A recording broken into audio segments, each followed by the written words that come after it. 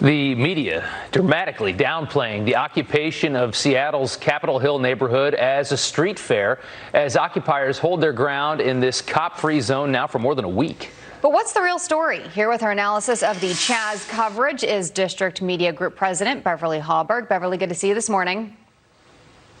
Good morning. Good morning. So you just heard there a couple different clips of how this is being covered, and then you take a look at this. 25 Seattle police officers were injured over a 10-day period, and then Seattle's police chief, this is late last week, talking about their efforts being hampered within this area. Listen to this. Our calls for service have more than tripled. These are responses to emergency calls. Rapes, robberies, and all sorts of violent accidents have been occurring in the area that we're not able to get to. I mean, you hear that from the police chief. They can't get to different responses that they feel as though they need to. Beverly, how should this be covered?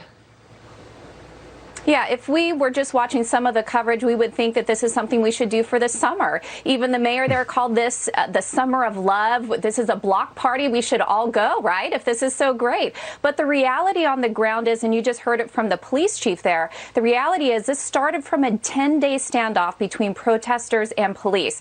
It then led into the occupation of these 6 blocks. Think of the businesses and the residents who live in this area. I doubt they think of this as some party and nothing more than that. And as the Seattle police chief said, there are rapes, there are robberies going on. It's also causing police to have a longer delay in getting to these victims if they can get to them at all. So in order to cover this fairly, sure, are there aspects of this that are probably peaceful? Sure, people are willingly go, but you have to have the full context. This is occupation, not of vacant land. This is occupation of people's homes. Yeah, and a lot of them are anarchists. A lot of them are armed. A lot of them committing extortion to businesses that are within this Capitol Hill autonomous zone. It almost appears to me, and I want your take on this, that the media has a bigger problem with the president throwing a rally in Oklahoma later this week than they do with this story. What do you think?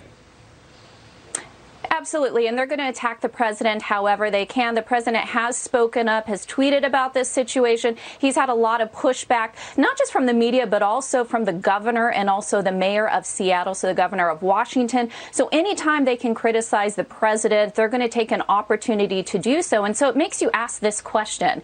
Is so much of what's going on, whether it's the protests and the riots, now you have this situation of Chaz developing, are people using it to score political points against the president instead of reporting accurately the full story, the full scope of what's going on? Because I think the full story is often what's getting lost in the news. Yeah, I mean, and that was kind of leading to my next question. You talk about the full story getting lost, Beverly. What do you think it's going to take for, things like this to be able to be covered on all sides? Because things aren't right now.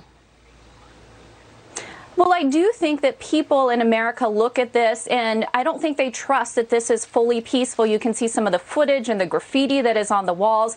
People know that this is not a peaceful zone. I think one data point you can point to show that people aren't trusting all of the news that's being presented is that gun sales are up by 80% in this country. New gun ownership is up as well. I think people are fearful about the lack of law and order. These 6 blocks represent something that could happen across the country. And I think people are rightly fearful if their elected officials aren't going to do anything to make sure that their homes and businesses are safe. Yeah, you really wonder, how is this going to be resolved? How are they going to get this thing to end? I don't know how they do it. Beverly, thank you so much. We appreciate it. Thank you. It is 19 minutes after the hour. Trump